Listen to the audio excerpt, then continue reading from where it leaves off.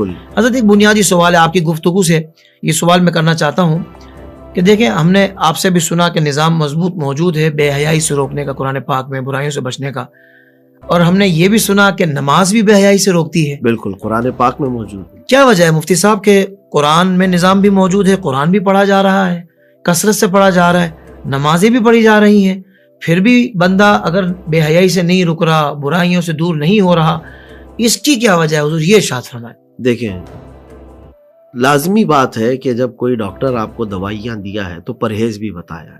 واہ واہ واہ واہ. آپ کی بیماریاں ہیں کچھ بھی ہوں، اللہ ہزار بار نہ کرے، لیکن دوائی دینے والا ڈاکٹر جو ہے کچھ تحفظات بھی بتاتا ہے، کچھ اس کے لیے پرہیز بھی بتاتا ہے. صحیح. اب ایک مریض ہے شوگر کی بیماری کا، اور وہ دن میں 5 گولیاں کھاتا ہے، صبح 5، دوپہر میں 5، رات میں 5، 15 گولیاں کھاتا ہے، اور ڈاکٹر کے پاس مہینے بھر آ کے کہتا ہے کہ میں اتنی گولیاں کھا لیا، شوگر تو جاتی ہی نہیں. اب ڈاکٹر پوچھتا ہے کہ یہ کیا وجہ ہے کہ گولیاں اثر کیوں نہیں کر رہی، لیکن بندہ کہتا ہے روز 1 کلو شکر بھی کھاتا ہوں. اوہ، تو جڑ تو یہاں ہے. یعنی مٹھائی کا شوقین ہوں، مٹھائی لازمی کھاتا ہوں. وہ تو کھا ہی رہا ہے اور پھر گولیاں بھی کھا رہا ہے، تو اثر کیسے کرے؟ کیسے ہوگا؟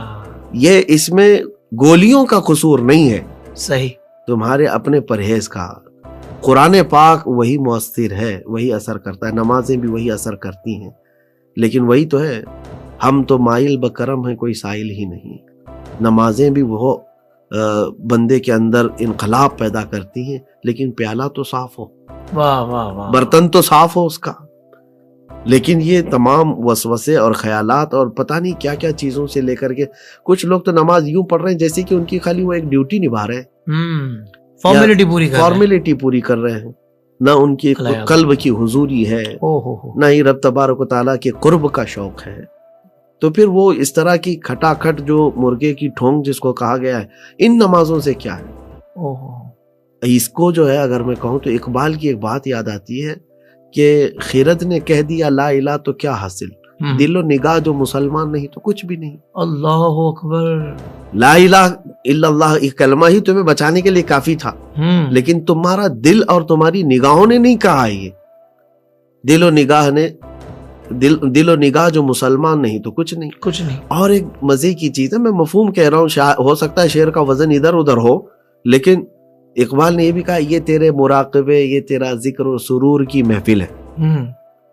مراقبے بھی بہت ہیں، ذکر کی مجلس بھی ہے، سرور کی محفلیں بھی ہے، سب کچھ کر رہا ہے، لیکن آگے کا شعر کمال، آگے کا مصرع کمال کا ہے. کہتے ہیں یہ تیرا ذکر ہے، تیرے مراقبے، یہ تیرے سرور کی محفلیں، جو تیری تنہائی کی نگہبان نہیں تو کچھ بھی نہیں. یعنی تو جب تنہا ہوتا ہے تب تو یہ ساری محفلیں بھی تجھے کچھ نہیں بچا پا رہی ہیں، تو کچھ ہے ہی نہیں. کیا بات، کیا بات. تو گویا کہ بندے کے اندر انقلاب جو ہے اس کے باطن سے آتا ہے. اللہ، وہ دل کی حضوری کے ساتھ جب نماز پڑھے اور پھر یہ سوال کریں آپ مجھ سے، قرآن پاک کی پوری تلاوت تو چھوڑے، قرآن پاک کا ایک صفحہ پڑھتا ہو دل سے، اور پھر آپ یہ دوسری مرتبہ سوال بھی نہیں کریں گے. کیا بات ہے، سبحان اللہ. ظاہر سی بات ہے، کیونکہ یہ اثر لاتا ہے، اللہ کا کلام ہے، اسے روکتا ہے. یعنی مطلب جی اب دیکھیں میں آپ کو بتا رہا ہوں کہ میں اکثر کبھی کبھار بیانات میں بھی اپنے شاگردوں کو یا بچوں کو ایک مثال دیتا ہوں کہ میرا عمامہ ہے، لوگ تو ویسے ملنا بھی چاہتے ہیں، محبت ہے سب کی. میں نے اپنا عمامہ اٹھا کر کے کسی کے سر پر رکھ دیا، کہا بیٹا یہ آپ لے جاؤ، پہن لو. اس کی خوشی تو ہے کہ حضرت نے مجھے تحفہ دیا ہے. اب وہ عمامہ پہن کر کے جب جائے گا، ظاہر سی بات ہے کہ اس کے یہ طلب نہیں تھی، لیکن ہم نے دیا، ہدیتاً دیا. اب وہ میری اس نسبت کا خیال کرتے ہوئے مجھے یہ بتائیں، اس نوجوان کو پوچھیں کیا یہ پہن کر کے وہ کبھی شراب کے اڈے پہ بیٹھے گا؟ کیا وہ یہ پہن کر کے تاش کے پتے لے کر کے بیٹھے گا؟ اس کا دل اتنا تو کہے گا کہ نہیں، سر پر جو ہے ایک الگ چیز ہے، لوگ دیکھیں تو کیا کہیں گے.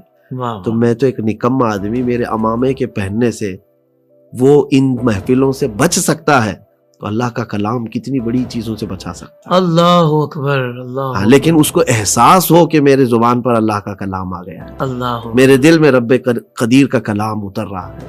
صحیح. تو جب اس کو یہ احساس ہو گیا تو پھر ہر برائی سے قرآن بچائے گا اس کو، سبحان، نماز بھی بچائے.